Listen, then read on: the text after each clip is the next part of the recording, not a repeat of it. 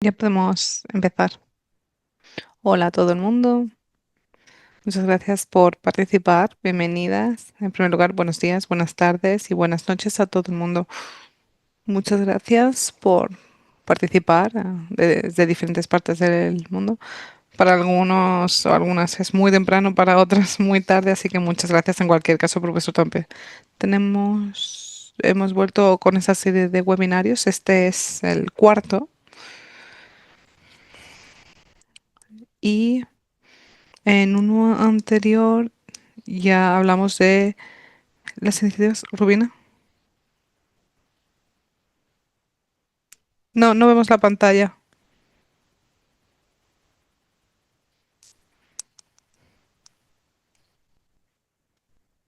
Sí, ahora. Sí, en los webinarios, bueno, ya conocéis la iniciativa, de qué se trata. Hemos hablado de diferentes casos, estudios, ejemplos y también hablamos de historias y diferentes experiencias. Así que ahora vamos a un aspecto quizás más técnico. Vamos a hablar del mapeo del género en restauración y conservación y por qué es importante el género a la hora de o mapear el género en cualquier actividad de biodiversidad y conservación para que tenga la perspectiva de género. De esto es lo que vamos a hablar hoy. Para ello tenemos a nuestras expertas que van a hablar de la importancia que tiene hacer el mapeo del género en la conservación, como decía. Van a hablar también de los diferentes marcos que son pertinentes para recopilar los datos y ayudarnos a entender las brechas que existen, las desigualdades, etcétera. Van a compartir parte de su trabajo y su experiencia a este respecto. Antes de empezar, vamos con algunas normas.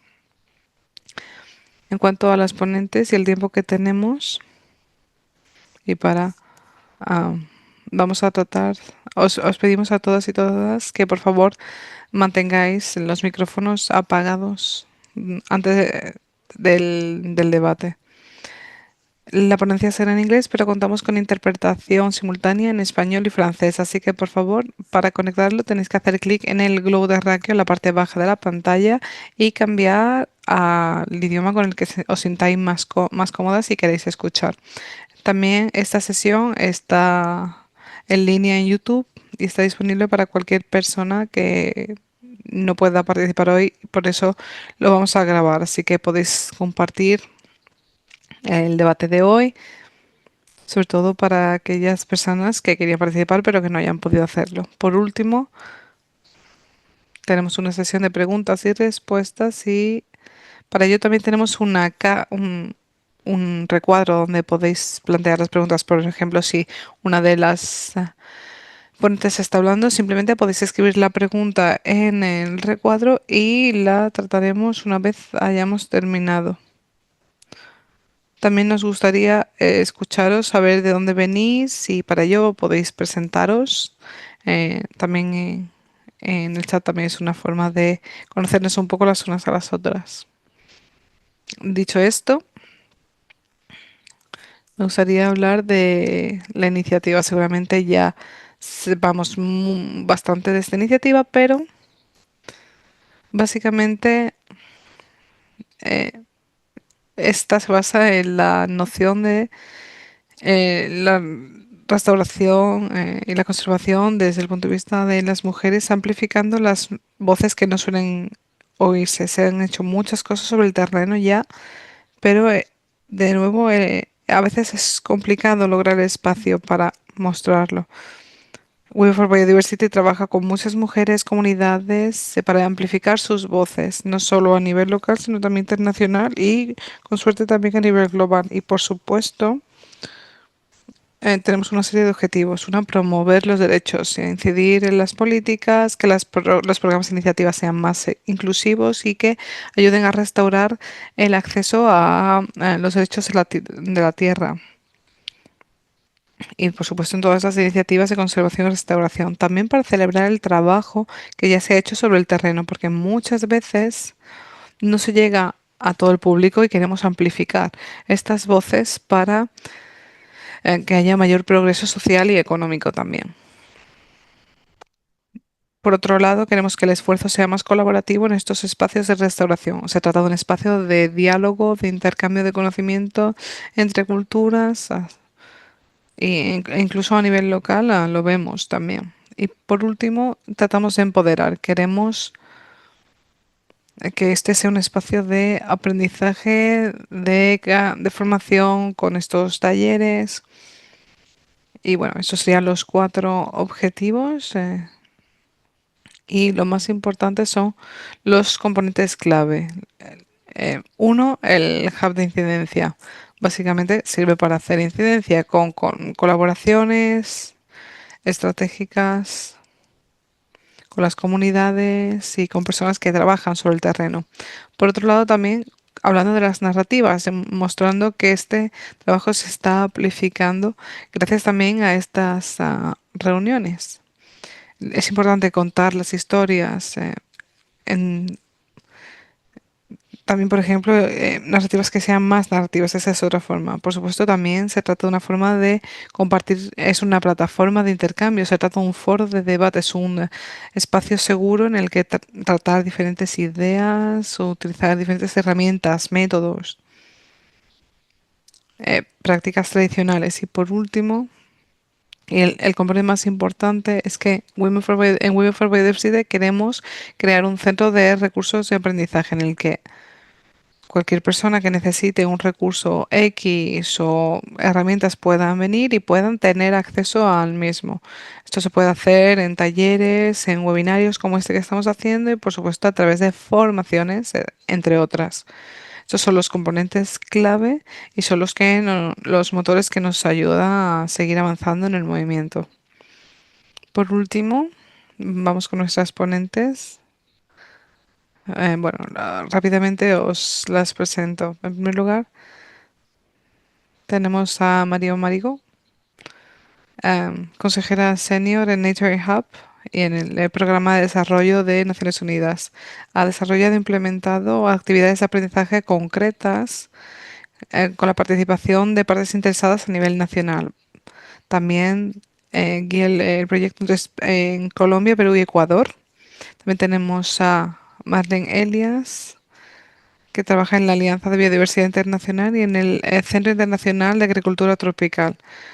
Su trabajo se centra en la cuestión del género, en los sistemas agriculturales, los valores de la cadena de eh, alimento y trata diferentes temas y trabaja sobre todo en África Occidental y en Asia Central y del Sur. También tenemos a Cindy Giuliante, bienvenida, coordinadora del consorcio TICA en el sudeste asiático y gestora de programas en Indonesia.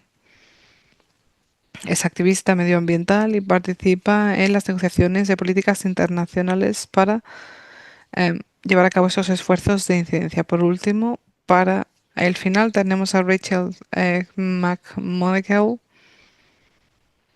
perdón si no lo he pronunciado bien,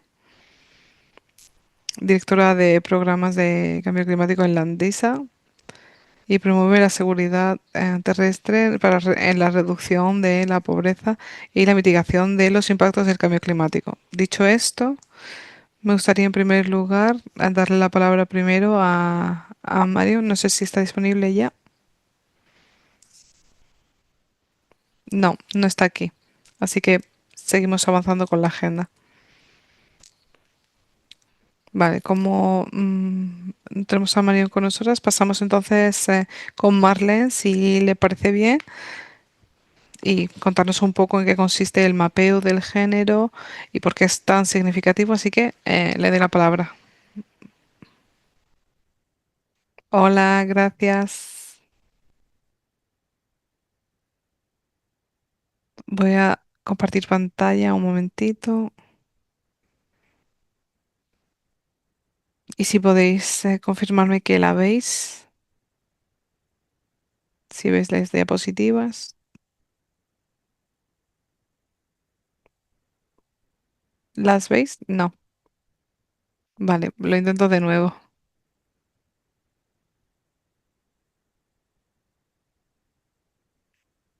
Creo que no puedo compartir mientras haya alguien más compartiendo. Creo que yo he dejado de compartir. Vale, pruebo de nuevo. Quizás se ha quedado un poco bloqueado.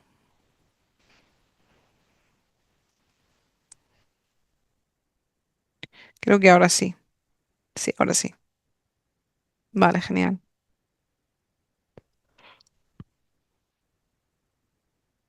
¿Está en pantalla completa?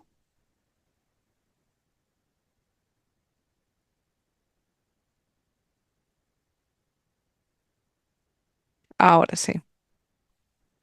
Vale, genial. Bueno, muchas gracias. Gracias por invitarme a este webinario. Es un placer poder contar con esta oportunidad, compartir un poco más sobre mi trabajo en esta iniciativa tan estupenda. Bueno, voy a compartir un poco lo que hemos estado haciendo en los últimos años en la hora de integrar la igualdad de género. Y aquí quiero mostrar una labor que básicamente se ha hecho para tener influencia en las diferentes prácticas, también gobiernos, empresas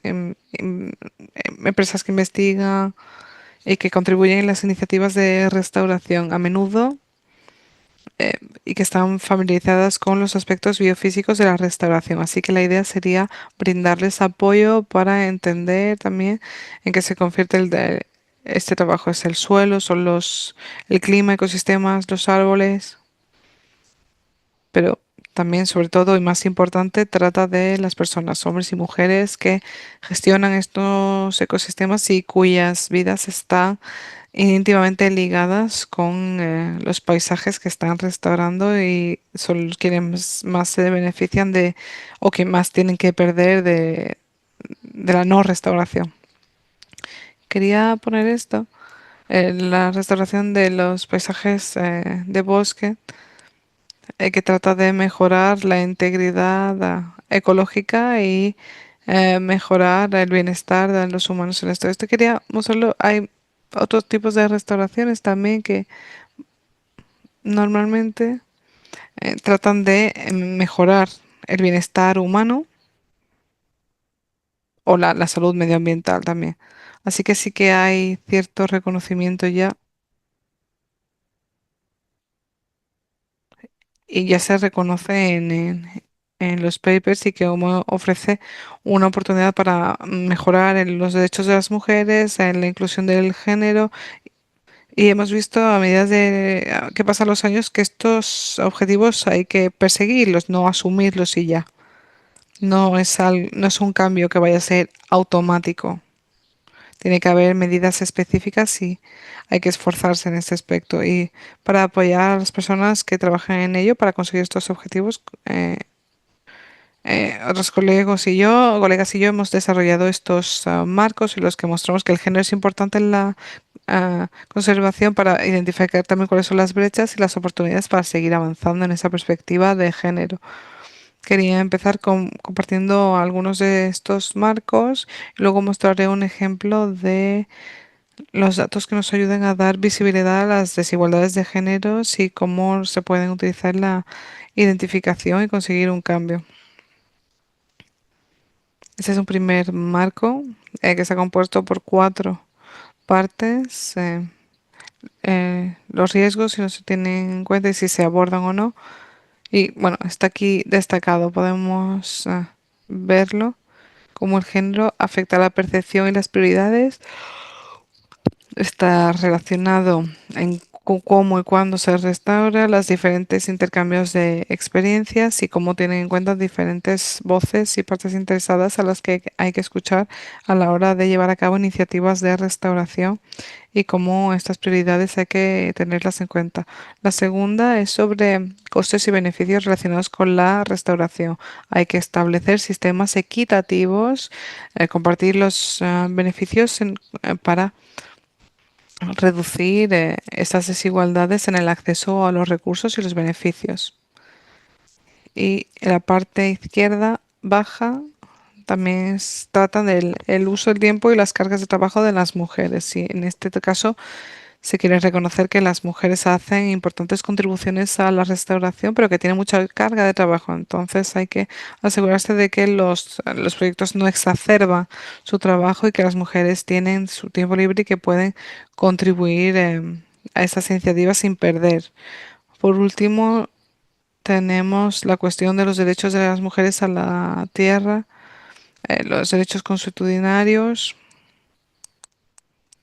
y las barreras que se encuentran en las actividades de restauración y la capacidad de recibir beneficios.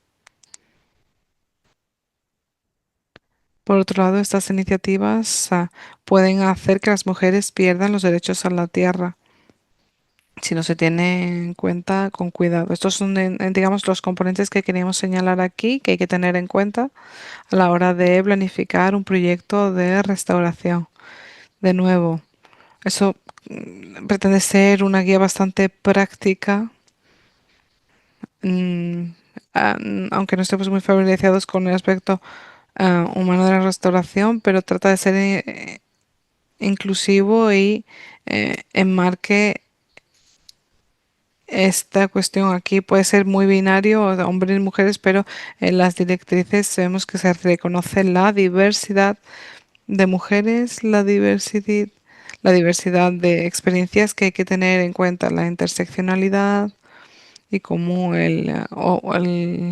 los estudios socioeconómicos, toda la diversidad, los diferentes estudios y que el género no es una cuestión binaria. Otro marco que incluye muchos de estos componentes y lo hemos visto relacionado. El de restauración y este marco muestra claramente la necesidad de una participación más equitativa para mujeres y hombres, que existe esta igualdad en cuestiones de restauración y para ambos también sabemos que las comunidades no están en el centro de estos proyectos, así que tener en cuenta esa dimensión, asegurando que mujeres y hombres eh, tienen una participación en algo que afecta a su vida, a sus tierras. También existe otro componente aquí sobre el tema de la salvaguarda, asegurando que se cuenta con el consentimiento libre, previo e informado, que existe compensación y mecanismos de compensación si se dan consecuencias negativas de estos proyectos. Al final hay muchas formas de darle visibilidad a la cuestión del género y la restauración. Y hay mucho más, muchos recursos para Women for Biodiversity, por ejemplo, que estoy segura que en el centro de recursos que mencionaba anteriormente, en la página web también podéis echarle un vistazo. Pero hace unos años, unos colegas y yo revisamos las directrices y creamos una especie de guía para guías, porque cada vez había más directrices sobre este tema y tratamos de organizar. Otro marco, como podéis ver aquí, pero en esencia lo comento porque si queremos tener em, esta serie de recursos, este es bastante útil.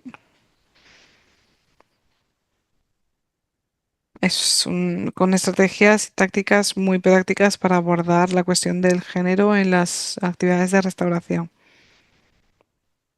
Si volvemos a la parte de los datos, el papel que desempeñan los datos, bueno, este marco está aquí para servir de guía, también para el análisis de los datos y de la información.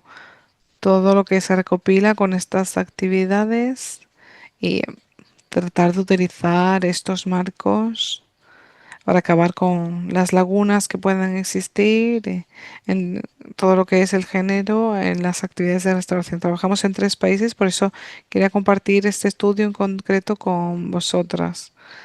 Estamos trabajando en otros también, pero hemos estado trabajando en Camerún, Perú y las Filipinas. Y en muchos proyectos en esos países, 17 en total.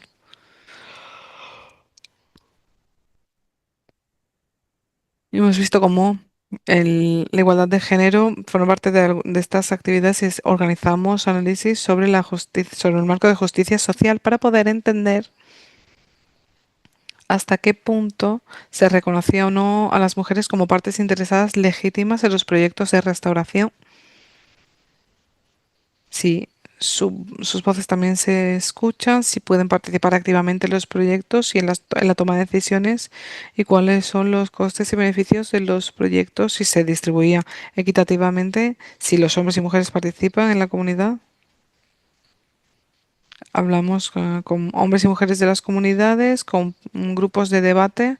También entrevistamos a gente encargada de los proyectos, y lo que podemos ver aquí, las cifras a la derecha, que muestran los aspectos clave de la investigación. Identificamos los factores que afectan a quién se reconocía como partes interesadas legítimas en estas iniciativas, a quién se invitaba a que fuera parte del proyecto, y esto incluía factores como el género.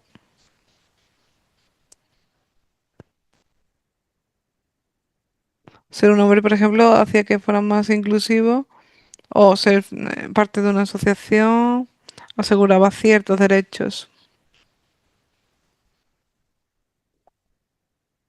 Entonces se percibía como partes interesadas legítimas. O factores que, eh, por ejemplo, estos que le dan grandes responsabilidades a las mujeres en los hogares y, por ejemplo, no podían venir a las reuniones. Había diferentes normas de género, expectativas de género que hacían que fuera muy complicado para que pudieran hablar en estas reuniones y tener una voz que expresar en las decisiones. También se veía una falta de experiencia a la hora de desempeñar papeles de liderazgo, o en situaciones mixtas. Normalmente estos procesos normalmente llevaban a que se vieran excluidas de la toma de decisiones. En cuanto a la distribución de costes y beneficios, vemos otros factores igualmente que le han dado forma a otros aspectos de la justicia, como los derechos consuetudinarios, algo que es bastante transversal y que vuelve a surgir una y otra vez. Pero vemos otros factores aquí, nena, a medida que entramos en el proyecto, y que determina mucho cómo se reparten estos beneficios. Y quería mostrar estos datos, pero los resultados del proyecto vienen a estos resultados individuales, y era posible para los equipos poder llevar a cabo esfuerzos más inclusivos para incluir a las mujeres, y que las condiciones fueran mejores para permitirles, en este caso, participar de forma más equitativa y rectificar de esta forma las desigualdades. Lo que quiero decir aquí es que hay que conocer las barreras en los contextos específicos. Es muy importante, por supuesto, para tomar decisiones apropiadas y crear estrategias concretas que consigan que las iniciativas sean más equitativas. Por supuesto, estoy de que enviando, hay que seguir trabajando en ello, seguir haciendo el seguimiento de la recopilación de datos y analizarlos cuidadosamente para asegurarnos de que haya retroalimentación en estos proyectos o iniciativas. Esto es de vital importancia, ya que puede haber consecuencias negativas, y en estos métodos mixtos también ha sido importante la investigación interdisciplinaria. Por supuesto, también la participación activa de las comunidades locales en estos procesos ha sido más que importante. Poder recopilar estos datos, identificar los aspectos claves relacionados con sus vidas, y que es una cosa complicada, por supuesto, porque está relacionado con sus vidas y el medio ambiente directamente. Esos son los recursos que he mencionado. Lo voy a dejar aquí, pero bueno, espero que esto pueda resultaros útil y que os anime a participar en, ya sea en iniciativas de restauración o tratar de lograr que otras personas se unan o se familiaricen con estas dimensiones. Muchas gracias.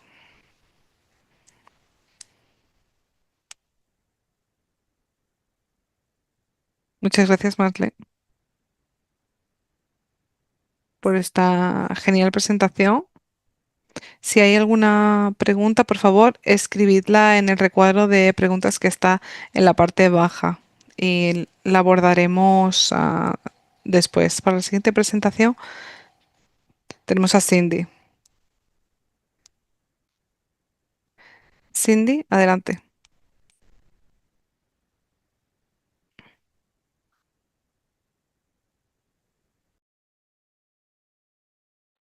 Muchísimas gracias, Rubina, por darnos la oportunidad de compartir nuestra experiencia en el trabajo de mapeo de género. Yo no voy a hablar sobre la perspectiva de la restauración, sino que voy a compartir nuestra experiencia a la hora de apoyar y promover a los pueblos indígenas y a las comunidades locales en las áreas ICA. Sobre todo nos vamos a centrar en conservaciones basadas en el área. ¿Pueden ver mi pantalla? ¿Pueden confirmarme?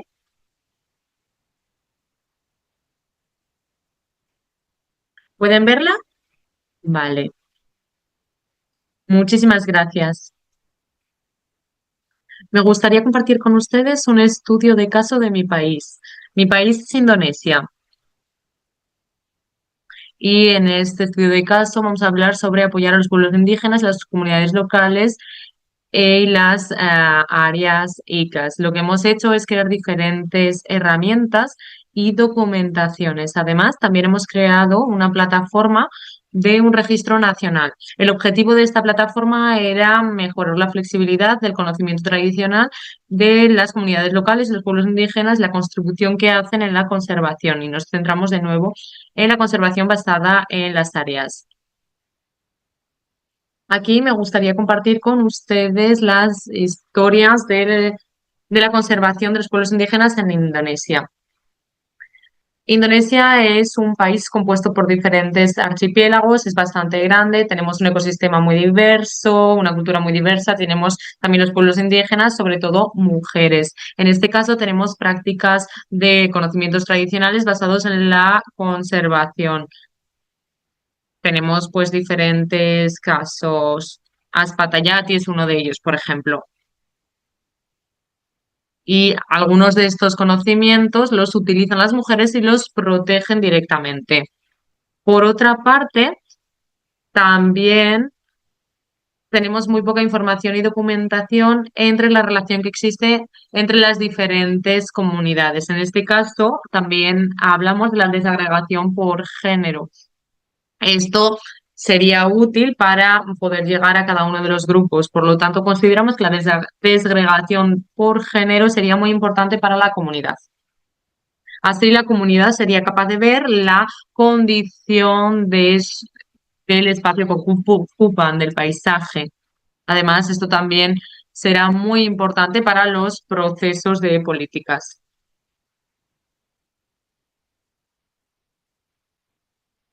En Indonesia decimos que no puede haber políticas que no tengan perspectiva de género en nuestra ley de conservación. No obstante, sabemos que el marco de biodiversidad global ha permitido que se lleve a cabo el plan de acción de género. No obstante, nos hemos dado cuenta de que es muy difícil interpretar este plan de acción de género. Implementar las políticas basadas en el género en Indonesia también es algo muy complicado. También sabemos que hay diferentes colonizaciones de conocimientos. En Indonesia tenemos un movimiento de decolonización de conocimiento. De hecho, creo que es uno de los movimientos más grandes en materia de mapeo participatorio. Es un movimiento que empezó en los años 90.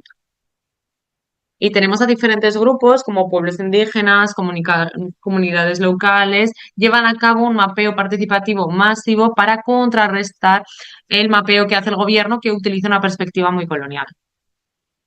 Así que yo creo que en este sentido el ICA también está adoptando este mapeo participatorio para introducir una perspectiva de la comunidad, su tierra, sus recursos naturales y ver la interseccionalidad que existe entre el género y las mujeres en los territorios y en los recursos naturales. Como pueden ver, aquí creamos un sistema de registro nacional para poder recopilar estas áreas ICA. A esto lo hemos llamado una guía de registro nacional de los ICA.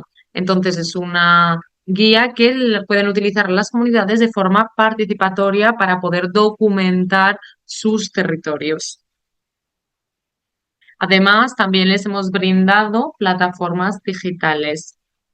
El objetivo de estas plataformas digitales es recopilar e integrar todos estos datos que ha recopilado la comunidad de forma colectiva. El objetivo de todo esto es que exista una relación entre las políticas y los procesos de toma de decisiones. Además, también estamos llevando a cabo un proceso de documentación desde el principio de los procesos de restauración. También llevamos a cabo una verificación y para ello hemos creado un protocolo para compartir la base de datos con los tomadores de decisiones. En esta diapositiva pueden ver los diferentes pasos de los registros nacionales. En este caso hablamos del mapeo participativo y de cómo se producen estas participaciones. Cuando hablamos de participación nos referimos a que el centro de la documentación son los pueblos indígenas, las comunidades locales, las personas que tienen los derechos, las personas que viven en los territorios y sobre todo las mujeres. Además, las comunidades también recopilan datos sociales. Recopilan, por ejemplo, prácticas ecológicas, gobernanza, historia, datos especiales, etcétera.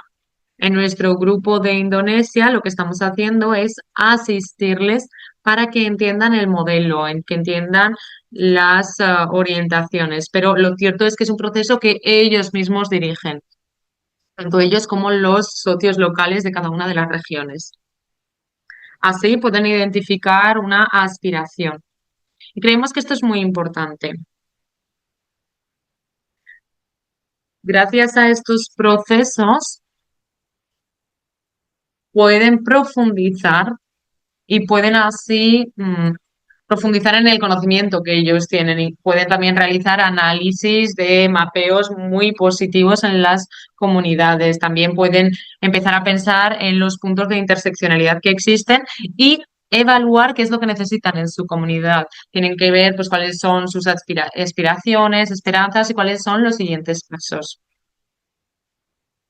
Nos hemos dado cuenta de que gracias a estos procesos la comunidad puede repensar y redefinir sus propias identidades. Sabemos que hay conocimiento tradicional y conocimiento que tienen las mujeres que básicamente está desapareciendo. Sabemos que hay muchas amenazas en este sentido. No estamos hablando solo de la perspectiva colonial sobre el sistema educativo. También estamos hablando sobre el desarrollo destructivo al que se están enfrentando. Todo esto tiene un impacto negativo en el conocimiento que alberga la comunidad. Por lo tanto, a través de estos procesos participativos de documentación, pueden contar con con pruebas holísticas sobre las contribuciones que llevan a cabo las mujeres y cómo pues esto también se puede implementar en las políticas. Además, también aseguramos otros tipos de procesos, así como la autoevaluación de la comunidad, como ya hemos dicho. Luego también hay una revisión por pares. Esto quiere decir que hay un proceso de verificación participativo donde cada comunidad en diferentes lugares pues pueden verse, pueden analizar las diferentes comunidades y después hacer un reconocimiento. Yo creo que en el contexto de la conservación hay muchos obstáculos sobre cómo el gobierno puede admitir y reconocer las contribuciones que realizan las mujeres, las comunidades locales y los pueblos indígenas en materia de conservación. Por eso mismo no podemos solo confiar en en el reconocimiento formal del gobierno, sino que también necesitamos procesos de reconocimiento de otras comunidades. Es decir, tenemos estas contribuciones y nos reconocemos los unos a los otros. Esto lo que hace es crear más solidaridad, más confianza dentro de la comunidad, para así también lograr este autoempoderamiento. Así que aquí tienen algunas fotos de cómo se ve la revisión por pares en la comunidad. Llevan a cabo su propio proceso de delineación y recopilan ellos mismos la información social sobre la conservación y la gobernanza. De este proceso lo que hacemos es recopilar la información en la plataforma, como ya hemos dicho. Hasta ahora hemos recopilado 647.000 hectáreas de estas ICAs y queremos llegar hasta 23 millones de hectáreas. Algo muy importante de estos datos primarios es que también podemos hacer un análisis más allá para intentar obtener imágenes holísticas de los ICAs o de las conservaciones dirigidas por la comunidad. Nos damos cuenta de que hay prácticas de ICA muy diferentes dentro de la comunidad. Es decir, el área no solo la protege la comunidad, sino que este área también contribuye a su desarrollo económico y a su sostenibilidad. En la foto podemos ver diferentes estudios de caso. Tenemos, por ejemplo, áreas que están muy protegidas por la comunidad. En Sulawesi, Pangale y Alas Matayat, que son diferentes áreas, son áreas sagradas de la comunidad. Y algunas de estas áreas las utiliza la comunidad para poder sostenerse.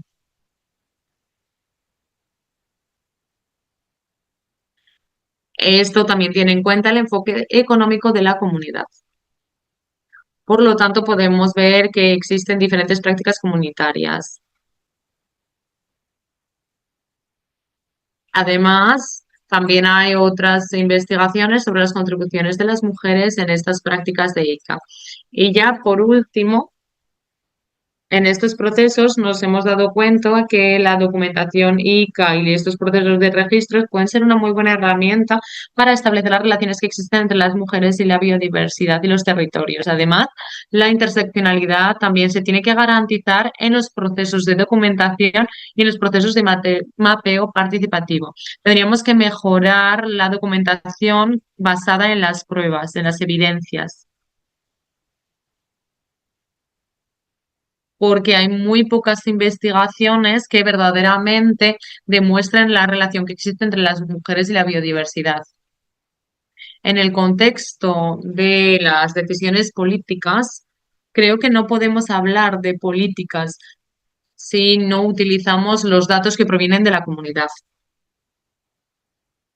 Así que, de nuevo, en el contexto de procesos políticos, si utilizamos las herramientas que les he mencionado para recopilar estos datos, obtendremos información muy útil para así darnos cuenta de cuáles son las prioridades de la comunidad, las prioridades de base. También vamos a ver que las mujeres necesitan más espacio para poder ser reconocidas en los espacios de toma de decisiones políticas, para así poder tomar decisiones también en sus territorios. Creo que lo voy a dejar aquí. Esta sería mi presentación y espero que podamos debatir un poquito más adelante. Gracias. Muchísimas gracias, Cindy. Muchísimas gracias por haber compartido toda su presentación, por habernos explicado cómo los datos y la documentación ayudan en las negociaciones políticas y también, por supuesto, a la hora de reconocer el valor de la revisión por pares y de reconocernos los unos a los otros más allá de esperar el reconocimiento del gobierno. Así que muchísimas gracias. Ya hemos recibido preguntas de nuestros participantes. La primera pregunta es de Gia. Muchísimas gracias, Gia, por su pregunta. Gia nos hace la siguiente pregunta. ¿Todas trabajan con mujeres rurales y tienen a alguien de Trinidad y Tobago? Gia, ¿esto es para las panelistas o es para todo el mundo? La pregunta. Vale, pues creo que es una pregunta para todo el mundo. Y aparte de esto, creo que Rachel tiene una pregunta para Cindy. Cindy, ¿cómo abordan los problemas de propiedad intelectual, sobre todo a la hora de compartir el conocimiento? Parece que es un desafío el hecho de compartirlo, pero respetar al mismo tiempo la sensibilidad cultural y el conocimiento tradicional. Muchísimas gracias por esta pregunta. Quizás puedo responder utilizando la experiencia que yo tengo en Indonesia. Lo cierto es que es muy difícil hablar del tema de acceso y beneficios en una política concreta. En Indonesia, por ejemplo, tenemos una política sobre los derechos de propiedad intelectual. Esto reconoce el derecho de los poseedores de conocimientos. No obstante, si echamos un vistazo a la política per se, nos damos cuenta de que no hay ningún tipo de artículo o regulación que haya creado un mecanismo para responder al uso de los recursos genéticos de la biodiversidad, por ejemplo. De hecho, creo que en India también tienen un ejemplo concreto sobre cómo abordan el tema del acceso y el hecho de compartir beneficios. También han avanzado mucho a la hora de crear un mecanismo para tener acceso y compartir beneficios. No sé si hay alguien que venga de India, quizás si hay alguien puede hablarnos de esto. Pero en mi experiencia yo les diré que no tenemos un ejemplo concreto sobre cómo el acceso y el compartir beneficios se implementa en la práctica en Indonesia. Esa sería mi respuesta. Antes de pasarle la palabra a Gia, veo su mano levantada. Quizás Marlon puede darnos un ejemplo de su experiencia en Asia del Sur. Marlene, ¿tiene algún ejemplo sobre mecanismos de acceso y de compartir beneficios? Quizás que incluya su investigación. Pues la verdad es que no tengo un buen ejemplo de esto.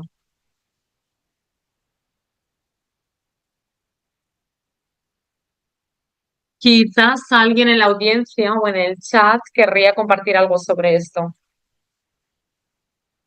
Pero por supuesto se trata de una pregunta muy importante.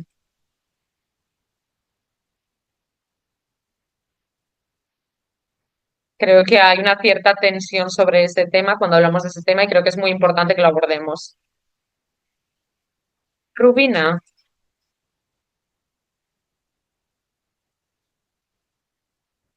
según la experiencia de nuestra red, nosotros hemos utilizado la idea de los protocolos de la comunidad.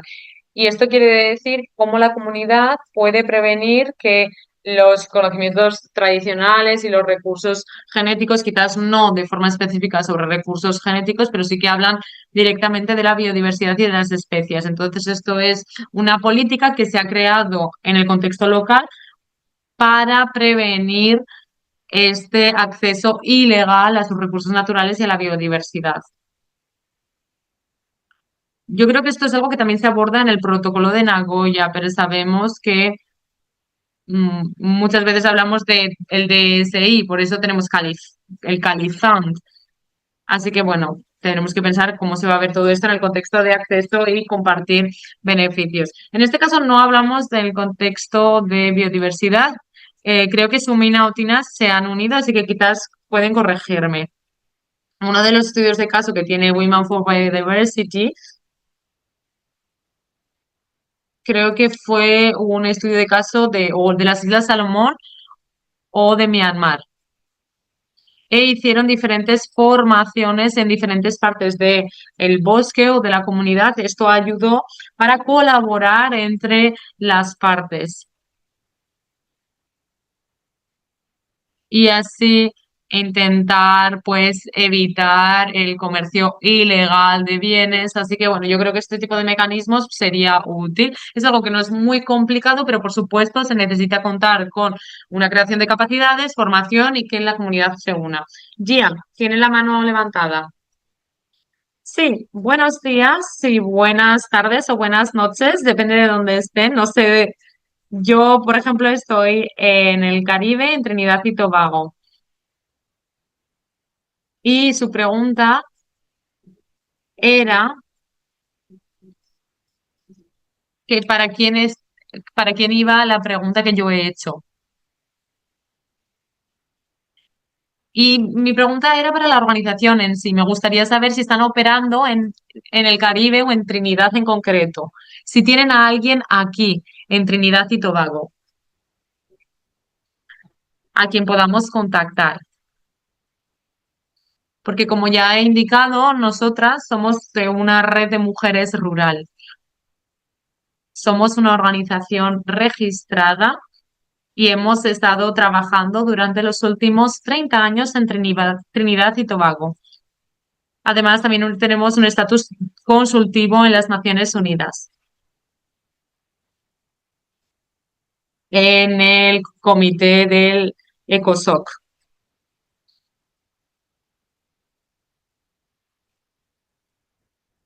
que es el Consejo para el Desarrollo Económico y Social. Normalmente se nos asocia con Latinoamérica y el Caribe, pero siempre nos damos cuenta de que y el Caribe se olvida, se queda perdido. Y por eso mismo les preguntaba que si tienen algún representante, alguna representante aquí, o en caso de que no la tengan, si les interesaría contar con una representante en Trinidad y Tobago. Ya, a través de la iniciativa Restore Her Rights o Restaura sus derechos, puede registrarse. Porque esto es una comunidad de práctica. Por lo tanto, puedes registrarte para formar parte de la iniciativa y haremos un seguimiento de la iniciativa pues, a través de nuestros emails, de nuestras redes sociales y espero responder a su pregunta. Podemos hablar un poquito más adelante sobre esto si quiere. Tenemos algunas preguntas más. Henry también tenía una pregunta. Quizás Marlene puede responder. ¿Cuál ha sido su experiencia a la hora de evaluar la violencia de género interseccionando con la restauración de los ecosistemas? Y cómo el estatus de las mujeres que provienen de pueblos indígenas exacerba esta situación. ¿Tienen algo que decir sobre esto? ¿Quiere que yo comente, Rumina? Sí, por favor, Marlene, sería maravilloso.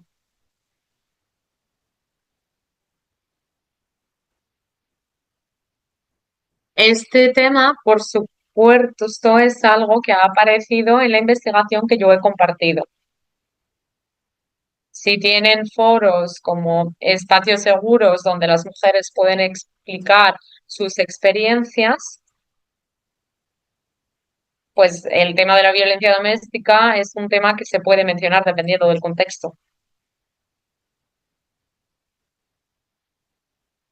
La realidad es que la mayor parte de los proyectos de restauración quizás no tienen la experiencia necesaria para poder gestionar este tema.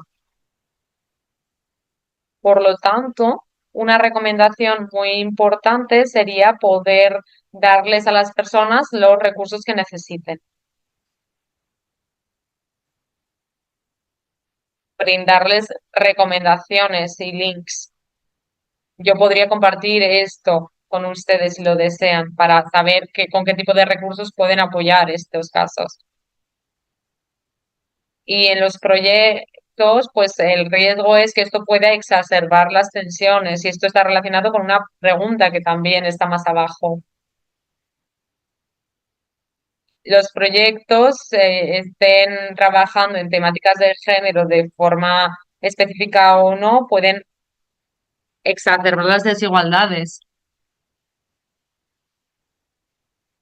Y a veces pues el hecho de pasar a situaciones más equitables también puede generar tensiones dentro de las comunidades. Por lo tanto, tiene que existir mecanismos y por eso tenemos el aspecto de la salvaguarda. Tenemos que contar con mecanismos que se puedan utilizar en estos casos.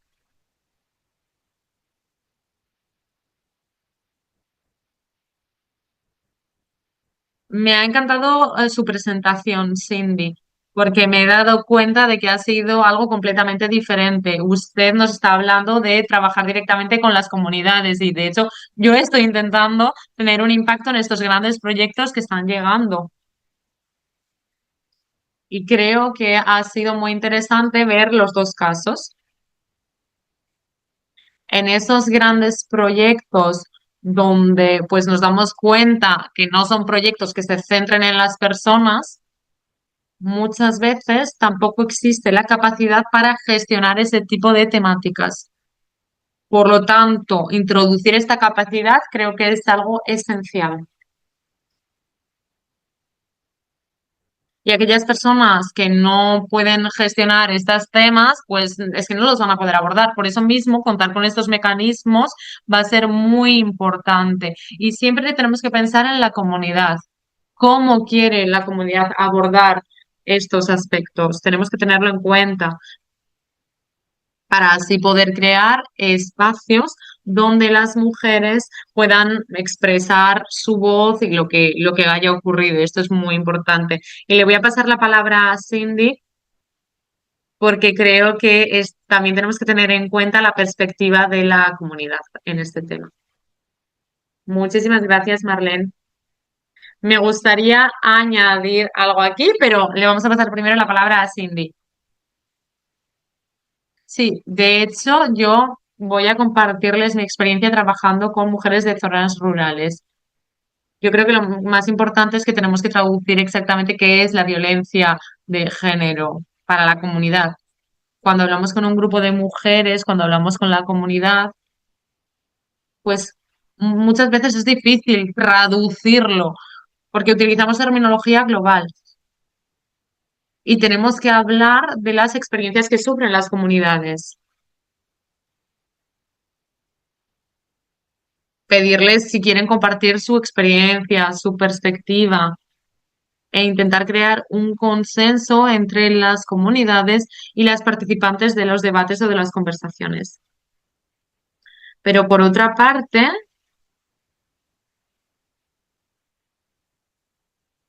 como implementadoras de proyectos, creo que es importante que seamos capaces de crear espacios seguros, como Marlene ha dicho. Espacios seguros para las mujeres, pero no solo para las mujeres. Creo que también tenemos que hablar de la interseccionalidad, porque tenemos diferentes contextos en la comunidad que no se aplican únicamente a las mujeres, sino que quizás también tenemos que incluir a la juventud. Quizás la juventud tampoco es capaz de decir cómo se sienten, cómo quieren contribuir y muchas veces, incluso nosotras, tenemos muchos problemas para poder recabar esta información. Por eso mismo es muy importante crear proyectos inclusivos en la conservación. Entonces, lo que yo puedo decirles de mi experiencia es que lo más importante es traducir esta violencia de género a su experiencia e intentar crear espacios seguros y consenso con la comunidad. Porque si hablamos sobre esto, yo creo que cuando hablamos también del contexto de la interseccionalidad con las mujeres indígenas, pues esto va a ser muy complicado. Mujeres en zonas rurales, mujeres en otros ecosistemas, en otros espacios. Esto al final va a ser completamente diferente dependiendo del contexto. Por lo tanto, tenemos que analizar la perspectiva local primero. Sí, adelante, que he visto que has levantado la mano. Sí, simplemente quería decir que creo que en los proyectos de restauración pueden marcar la diferencia. Apoyar a las mujeres y cómo las mujeres se asocian las unas con las otras y creando estos espacios abren nuevas oportunidades para estos espacios y apoyando también al colectivo, porque incluso cuando surgen problemas de violencia de género, muchas veces son las mujeres quienes se apoyan las unas a las otras y quienes, fortaleciendo el colectivo y la fuerza del grupo, mm, esto es una parte realmente central de todas estas cuestiones de empoderamiento. Creo que mucho pasa por ahí. Esos colectivos, como digo, estas relaciones entre mujeres. Sí, estoy totalmente de acuerdo. Muchas gracias por vuestros comentarios. Todas estas cuestiones de violencia de género o iniciativas es algo crucial, pero, pero he trabajado en ese espacio. La idea de los espacios seguros y luchar por ello es otra montaña que hay que conquistar. Por ejemplo, yo tengo experiencia con el gobierno aquí y, por ejemplo, en Nepal, si se da este tipo de violencia contra las mujeres, está totalmente normalizada.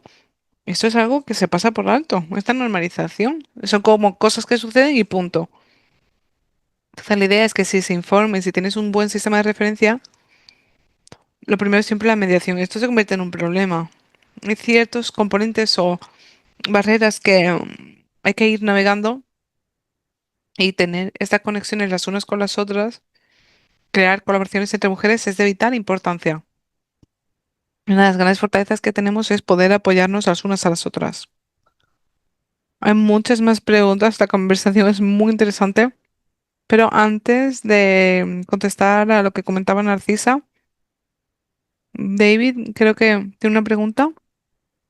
David pregunta, ¿cómo aseguramos que empoderamos a las mujeres en en la restauración de sistemas cuando tradicionalmente no se tiene en cuenta? Y em, em, dentro de de las comunidades, no sé si alguien quiere, o Marlene, o Cindy, quien quiera contestarlo.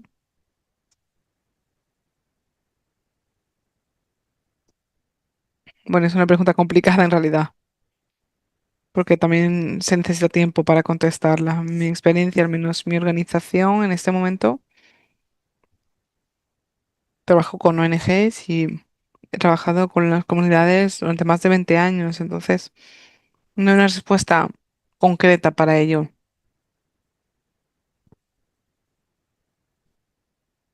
Pero lo más importante, volviendo a la primera pregunta, es que tenemos que trabajar con las comunidades, especialmente con los grupos de mujeres, para navegar toda esta cuestión de las relaciones de poder que existen dentro de las comunidades, porque esta es una parte importante para no eh, dar pie a elitismo en las comunidades, porque y no es fácil, desde luego, pero tener un proyecto de aperturismo con la propia comunidad y empezar con lo que se necesita, lo necesitan como grupo, como comunidad, y tratar de entender la situación tal como es. Depende, por supuesto, siempre del contexto de la situación, como en Indonesia, por ejemplo. Hay muchos casos en los que el conocimiento tradicional o las prácticas en la comunidad no tienen perspectiva de género. No sé si entendéis a qué me refiero. En otros lugares también, en las islas, hay muchas mujeres a las que los hombres han robado y las han obligado a casarse con ellos, eh, por las leyes que existen. Y eso es violencia de género, por lo que no es para nada sencillo. Y creo que alguien lo escribía, en el chat. Necesitamos la participación de los hombres en este proceso. No podemos hablar de violencia de género, especialmente hacia mujeres, si no vemos la diversidad de los actores dentro de la comunidad. Y poco a poco tenemos que asegurar que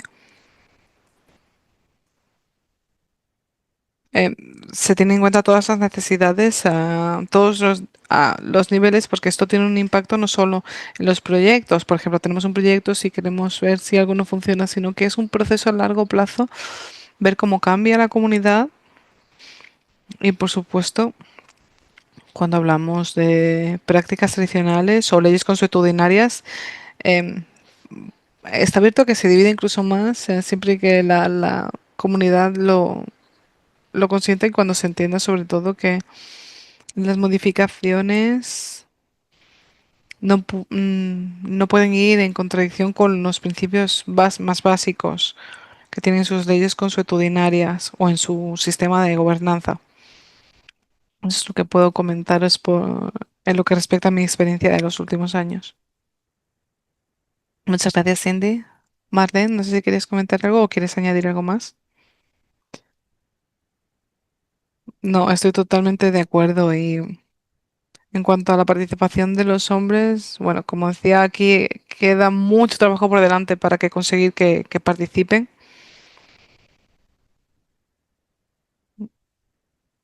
Y bueno, hay muchas cosas que podemos hacer y sobre todo se trata de abrir estas preguntas, por ejemplo, de relacionadas con las normas, pero al final son las comunidades quienes lideran estas reflexiones.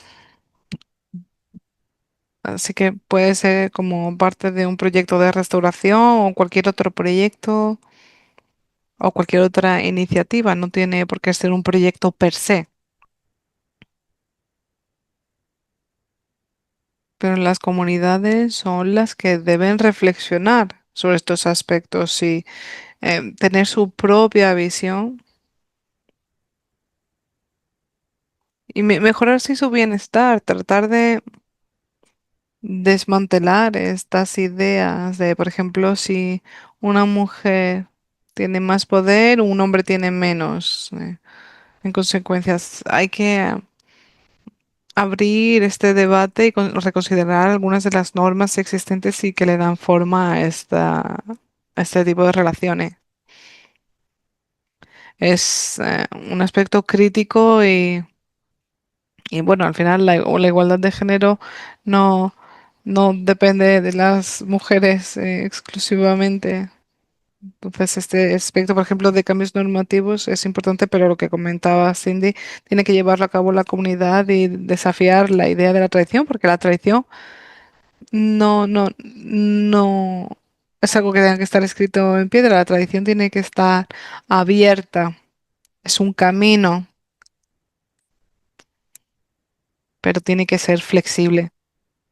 Y al final estamos en un mundo cambiante, esa es nuestra realidad. Gracias. Muchas gracias, Marlene. Sí, estoy totalmente de acuerdo. Y cuando desafías estas normas tradicionales, siempre va a haber em, quien no lo quiera, habrá reticencias, pero ahí vamos a contrarreloj, pero hay que tener en cuenta las prácticas con las que trabajemos. Hay mucha concienciación, cada vez más. Estamos llegando, pero se trata de un proceso lento. Siento que también tenemos que hablar de cosas como los cambios en los comportamientos, de conocimientos y todos estos debates que giran en torno a ello. Y me gustaría pasar a Narcis. No sé si he pronunciado bien tu nombre, pero creo que tenías una pregunta y que habías levantado la mano, así que adelante.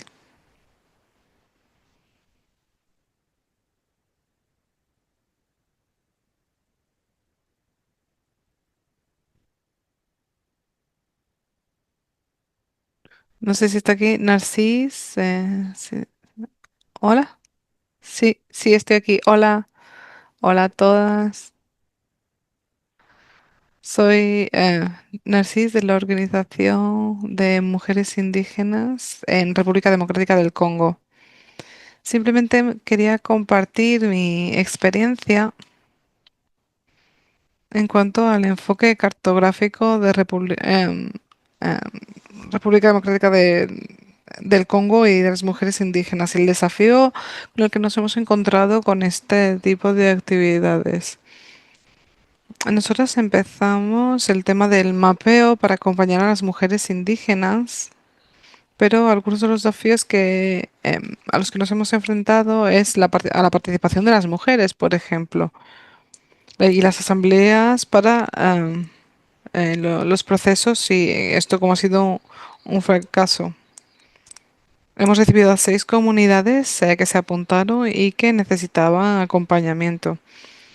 Pero cuando comenzamos a trabajar con el procedimiento, vimos que 5 comunidades se retiraron y solo hemos podido hacer el mapeo de una sola comunidad. ¿Y por qué o cuáles son las razones de esta falta de participación? Pues en este caso es que las otras comunidades, bueno, les preguntamos, pero es cierto que estamos listas a que nos acompañen, pero lo que observan es que, bueno, saben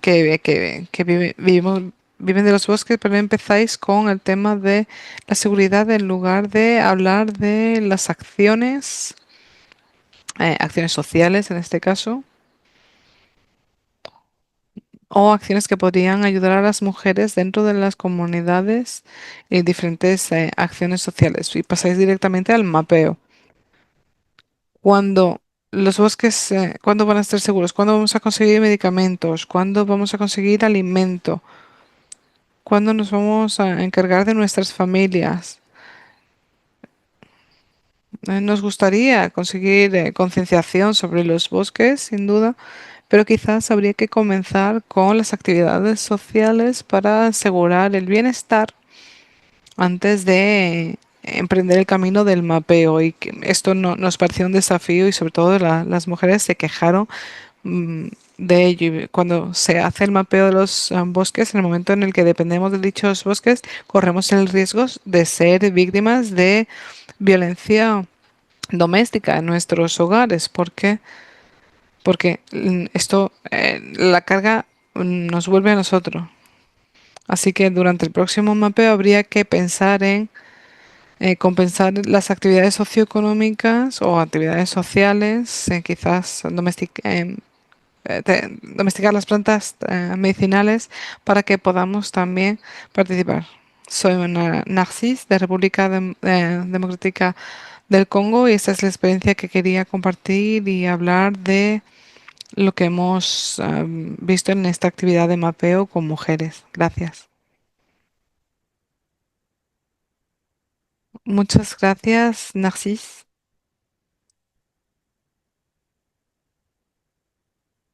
Sí, estoy totalmente de acuerdo. Antes de participar con o los miembros de las comunidades, bueno, antes vamos a ver si alguna de nuestras ponentes quieren comentarnos por qué no funcionó o qué podría hacerse para tratar de evitar este tipo de situaciones.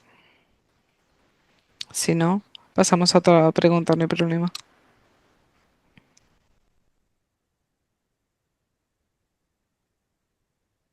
Henry, no sé si quieres hacer tu pregunta. Hola, sí. Sí, quería ver el tema de los... No, no sé si me oís. Hola. Sí, te oímos. Sí, hace un tiempo, bueno, hace poco se mencionaba la implementación del CDB porque en Filipinas estamos implementando el el reparto de beneficios y yo como líder de género siempre trato de asegurar que las mujeres sean fuertes en las negociaciones y que se acuerden los términos. Entonces, lo que hicimos al implementar este reparto de beneficios, bueno, formamos un comité de mujeres y negociar los beneficios procedentes del sector privado y de instituciones de recursos o para acceder a los recursos, además de conseguir los beneficios que venían de los recursos biológicos Así que lo que hicimos es formar a grupos de mujeres para liderar durante las negociaciones. Y lo que sucedió es que, bueno, eh, acordaron los diferentes términos y el porcentaje que debería ir a las necesidades de las mujeres. Y esos son algunos de los términos acordados que en el sector privado o, por ejemplo, para acceder a este tipo de recursos por parte de las comunidades. Gracias.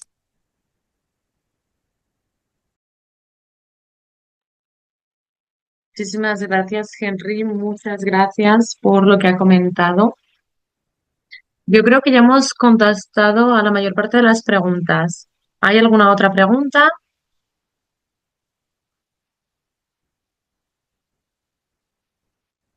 ¿Algún comentario de Cindy Marlene sobre lo que ha compartido Henry? Ay, veo la mano levantada de Tina. Adelante. Hola a todas y a todos. Muchísimas gracias. Yo quería seguir con lo que ha compartido Henry. Henry, muchísimas gracias, porque yo creo que es muy útil si cada vez más organizaciones y agencias comparten. Porque yo diría que uno de de las lagunas que hay, y corríjanme si me equivoco, es el proceso sobre cómo las organizaciones de mujeres participan en estos procesos nacionales, en estas consultas. Normalmente es algo muy limitado. Nunca sabemos cómo se produce esta participación o dónde. En Filipinas se ha producido y sería maravilloso contar con otras partes que escuchasen todo esto y que hiciesen algo similar. Después, cuando hablamos a nivel mundial, cuando hablamos del protocolo de Nagoya y los términos que se han acordado mutuamente, es que las discusiones nacionales se producen a través de consultaciones, de consultas. Y digamos que ustedes tienen algunas recomendaciones que provienen de estas consultas. Entonces, sería maravilloso saber cómo se pueden aplicar estas recomendaciones en los NBSAPs, en las Estrategias Nacionales de Biodiversidad y el Plan de Acción. ¿Y por qué? Pues porque se trata de un documento clave que se utiliza para el monitoreo y la implementación del Marco Global de Biodiversidad Común Monreal y para el monitoreo también. Así que por eso decimos que hay lagunas. No obstante, hay trabajo maravilloso que se está realizando y también hay muchas sinergias. Las consultas se están celebrando. Eso es algo de lo que se está haciendo. Y por favor, corríjanme si me estoy equivocando, pero no creo que en el NBSAP de Filipinas, específicamente hablando sobre Nagoya, DSI o los beneficios, yo no creo que no creo que haya nada que responda a las consultas que se celebraron. Y si es que sí, pues si tienen experiencia, por favor, compártanlo con nosotros porque va a haber una revisión del plan de acción de género el año que viene para reflexionar sobre esto. Pero esto es una de las grandes lagunas que nosotras hemos identificado. Las estrategias que están presentando los gobiernos, lo cierto es que al final no estamos viendo este componente de género dentro de las estrategias y de las acciones que las partes están proponiendo para los diferentes elementos del marco global de biodiversidad Cumin Monreal. Lo voy a dejar ahí. Y por favor, contáctenos porque estamos recopilando muy buenas prácticas, siempre está bien contarlas para así poder compartirlas en el resto de reuniones. Muchísimas gracias por haberlo compartido. Muchas gracias, Tena. Muchísimas gracias por haber compartido esto con nosotras. Creo que he respondido a muchas preguntas. Y además me gustaría añadir algo sobre la pregunta que le ha hecho Henry sobre la violencia de género y violencia sexual. Sobre todo se perpetúa el estatus de pueblos indígenas. Como Cindy ha dicho, necesitamos contar con sistemas que nos ayuden y muchas veces este tipo de sistemas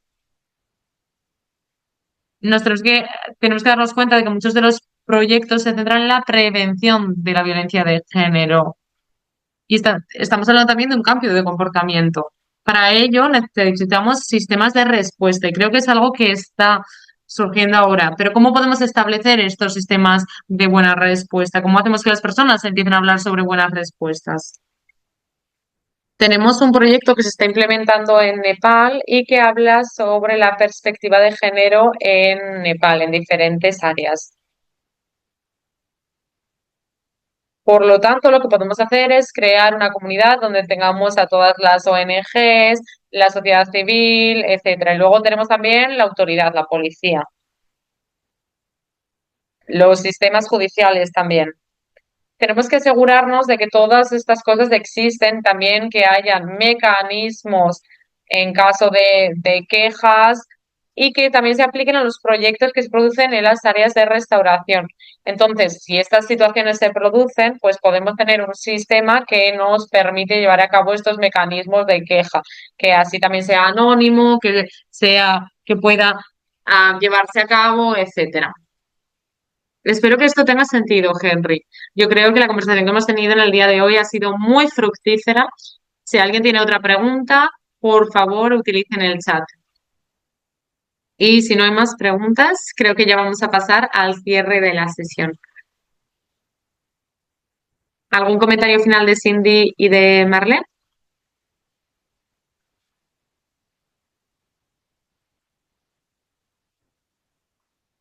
Solo para responder a una pregunta, me gustaría compartir mi experiencia. Creo que hay muchas metodologías utilizando un enfoque comunitario, sobre todo para recopilar información de la comunidad. Pero en mi experiencia, nosotras utilizamos un enfoque mixto, porque sabemos que muchas veces los grupos de mujeres no se sienten a gusto hablando de estas cosas. Para ello utilizamos diferentes metodologías y utilizamos, por ejemplo, la escritura, ilustraciones u otras herramientas que les brindamos. Si podemos encontrar algo que ilustren lo que sienten, por ejemplo, utilizamos frutas. De hecho, hay muchas metodologías. Pero en primer lugar, no podemos forzarlas a que nos den esa información. Y quizás tampoco entienden qué es lo que tienen que explicar. O quizás no son capaces de identificar el problema al que se están enfrentando. Por lo tanto, creo que también son muy importantes los procesos de observación. Y por eso mismo, en nuestra investigación de acción participativa de las familias, hemos aprendido diferentes pasos. Antes de recopilar información, la primera etapa es entender la situación a la que se enfrenta la comunidad e intentar recopilar información de los actores principales, aquellas personas a las que nos podemos acercar en un primer lugar antes de pasar directamente a la recopilación de información. Así que bueno, eso es lo que yo quería compartir con ustedes. Muchísimas gracias, Cindy, por estos comentarios, porque efectivamente estoy de acuerdo. Antes de llegar a este espacio, pues está muy bien tener consultas, también pues acercarnos a las organizaciones de la sociedad civil, etcétera. Las organizaciones de la sociedad civil muchas veces nos enseñan, porque muchas veces son líderes comunitarios. Por lo tanto, tenemos que contar con ellas para navegar la estructura social, las normas sociales y las personas al final confían en ellas. Por eso mismo las consultas de las partes también son muy necesarias. Antes de el cierre tenemos más preguntas. Tengo una pregunta para Marlene, no sé cuán pertinente es teniendo en cuenta las preguntas que ya hemos tenido. Pero bueno, vamos a destacarlo. Entiendo que su investigación le ha llevado a muchos lugares y ha trabajado con números muy grandes, con muchos datos. Además, también habla sobre cómo tiene un impacto en las políticas y en los proyectos.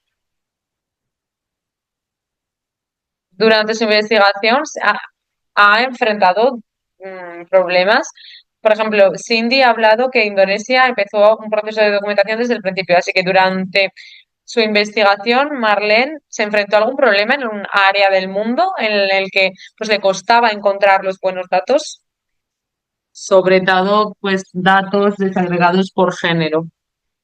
¿Y cómo pudiste obtener estos datos? También nos vendría bien tener un ejemplo del impacto que esto tuvo en su trabajo. Vale, muchas gracias. Sí, efectivamente, había lagunas cuando hablábamos de datos, sobre todo de datos desagregados por género. Esto sabemos que es una gran laguna. El trabajo que yo realizo con mis compañeras también se basa en escuchar las experiencias de la gente y dejarles que nos expliquen cómo quieren representar sus experiencias, prioridades y necesidades. Yo soy una investigadora cualitativa y yo creo que los métodos mixtos son muy importantes. Además, también agradezco mucho trabajar con personas que trabajan desde un punto de vista más cuantitativo, que les gusta analizar tendencias, etcétera. Pero tenemos que pensar también en las experiencias de las personas. Lo importante es entender las experiencias de las personas y cuál es su propia dirección para entender hacia dónde quieren ir. Así que este es el trabajo que yo he realizado. Cuando queremos tener un impacto en las políticas, también necesitamos datos cuantitativos, porque esto tiene un mayor impacto en los tomadores de decisiones, en los políticos. Y por supuesto, pues tenemos lagunas importantes. Así que algo de lo que sí que hemos intentado hacer es tener un impacto en el tipo de datos recopilados en los diferentes espacios para que tengan más perspectiva de género, centrarnos más en los temas de género y hablar de ello en diferentes debates. Por ejemplo, hablando de género en los resultados de medio ambiente o de resultados de biodiversidad. Los tomadores de decisiones, los políticos, también quieren decir, vale, pues hay igualdad de género, pero ¿qué relación tiene esto con los otros resultados? Así que yo creo que también tenemos que permitir que haya un mayor entendimiento del resto de las temáticas sin perder la importancia de la igualdad de género per se. También tenemos que intentar profundizar el entendimiento de las relaciones con el resto de resultados. No sé si he respondido a la pregunta que, que me han hecho, pero es mi contribución. Muchísimas gracias, Marlene. Efectivamente, sí que ha respondido a mi pregunta. Yo tengo formación en investigación cualitativa, entonces cuando hablamos sobre políticas, cuando hablamos sobre negociación, las personas miran a los números, no miran las narrativas o las experiencias, las historias de las personas. Y esto es muy difícil, tanto para las mujeres como para los pueblos indígenas, sobre todo cuando hablamos del conocimiento tradicional. Los diálogos intergeneracionales no es algo que se tenga en cuenta. Y por eso mismo yo quería saber cuáles son los desafíos a los que se habían enfrentado. Y con esto me gustaría hacerle una pregunta a Cindy. ¿Cuáles son los desafíos a los que se ha enfrentado cuando realizaba estos procesos? ¿Qué desafíos ha tenido a la hora de documentar? ¿Y ha tenido éxito documentando en Indonesia? Yo puedo hablarles, por ejemplo, de la movilización de recursos como uno de los desafíos. Como bien saben, Indonesia está compuesto por diferentes islas, archipiélagos, por lo tanto, no es fácil ir a los paisajes comunitarios. Necesitamos muchos recursos. Necesitamos transporte y luego, si hablamos de las condiciones prácticas de la documentación de los SICAS, pues como ya he dicho,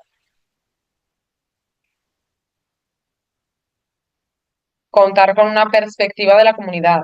Cuando hablo del ICA, yo creo que hay muchas interpretaciones erróneas y siempre tenemos que pensar en la conservación como principal resultado. Pero si hablamos de la perspectiva de la comunidad sobre la conservación, pues no hablamos de la conservación per se, sino que hablamos de las prácticas comunitarias. qué es lo que están haciendo las comunidades o el conocimiento que tienen a la hora de utilizar sus recursos naturales de forma sostenibles, cómo protegen sus culturas también y cómo esto contribuye a la conservación y a la restauración, por ejemplo.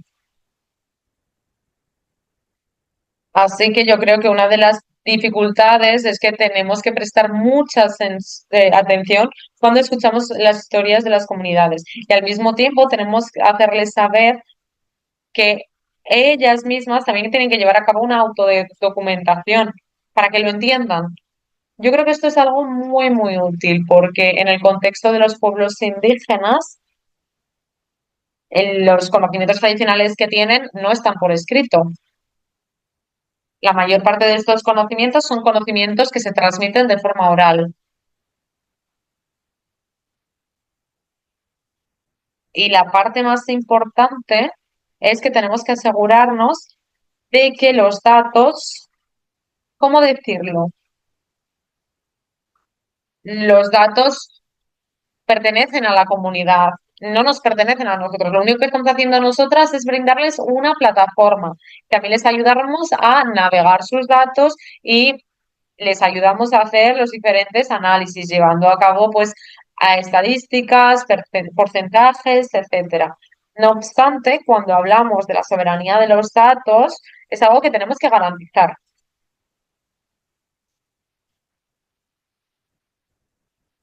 La comunidad tiene los datos, posee los datos.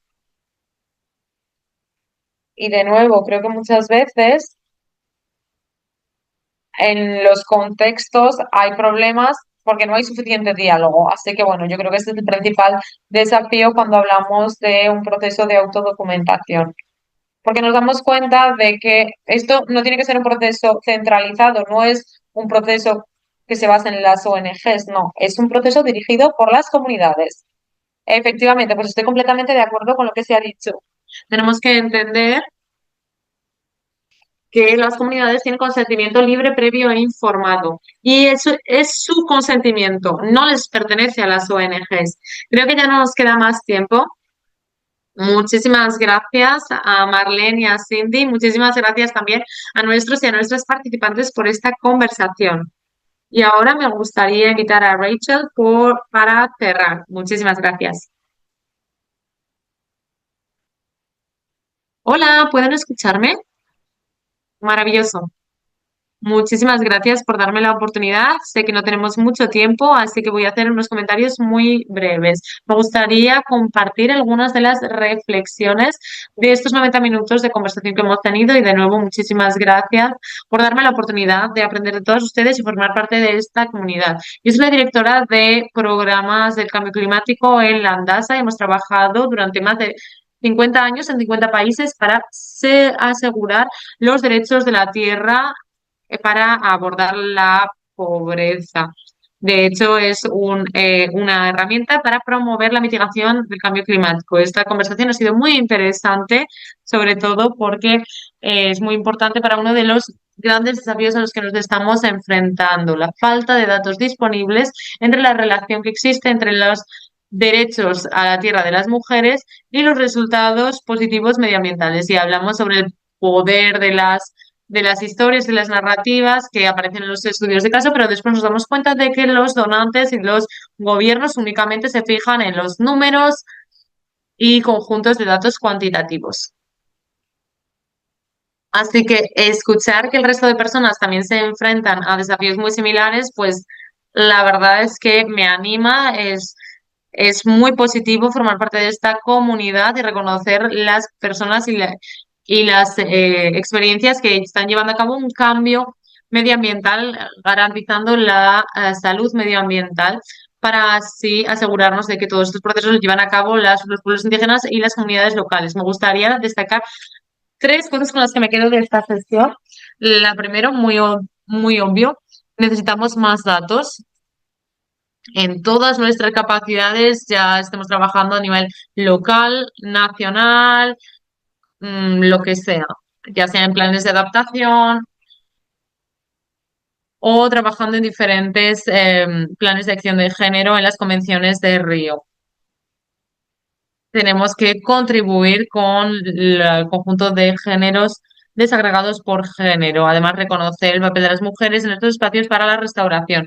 También Cindy nos ha dicho que una comunidad es una comunidad, por eso mismo necesitamos investigar más y buscar oportunidades para identificar las tendencias entre geografías y culturas. Segundo punto, reconocer la diversidad de las mujeres. Pues en temas de edad, de estatus de matrimonio, en situación de discapacidad, estatus de ser persona indígena o no, estatus sexual, etcétera. Para ello necesitamos habilidades únicas, perspectivas únicas y cómo podemos utilizar los marcos que tenemos, como Marlene nos lo ha dicho, para entender las diferencias y las prioridades. También tenemos que pensar en los riesgos que tienen, que sufren estas mujeres, pero los puntos fuertes y las oportunidades que tienen también cuando les damos los derechos que merecen. Y por último, ¿cómo podemos aplicar los datos que estamos recopilando? ¿Cómo podemos tener una comunidad para poder compartir todos los datos e investigaciones que estamos recopilando en diferentes plataformas y medios? Hemos visto diferentes medios e infografías, hemos visto también artículos científicos, se ha hablado de marcos globales como la Convención de Río, iniciativas políticas nacionales y pues me gustaría destacar el sentido de comunidad y cómo podemos unirnos para compartir todo lo que sabemos y reforzar el trabajo del otro. Yo creo que es algo que tenemos que tener en cuenta para y es algo que Women for Biodiversity está creando. Tengo muchas ganas de venir a otros webinarios y muchísimas gracias por la oportunidad de aprender de ustedes. Muchas gracias, Rachel, por este comentario de cierre. Muchísimas gracias por haberlo hecho también. Muchísimas gracias a todos los participantes y por esta conversación tan activa que hemos tenido. La verdad es que yo lo he disfrutado mucho y sé que es mi primer webinario para Women for Biodiversity. La verdad es que he pasado un momento muy agradable teniendo esta conversación con todos ustedes. Nos vemos en el siguiente. Hasta pronto. Un momento. Tenemos que hacernos una foto. Perdón, perdón, perdón. Nos tenemos que hacer una foto. Les pido que todo el mundo encienda las cámaras. Así que sí, vamos a hacernos una foto. Un momento.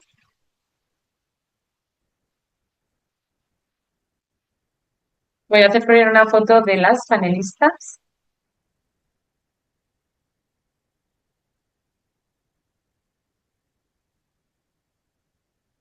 Un momento.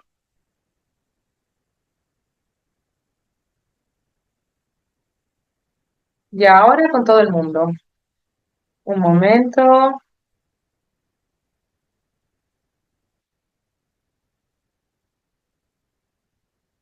Ahora todo el mundo. Un, dos, tres.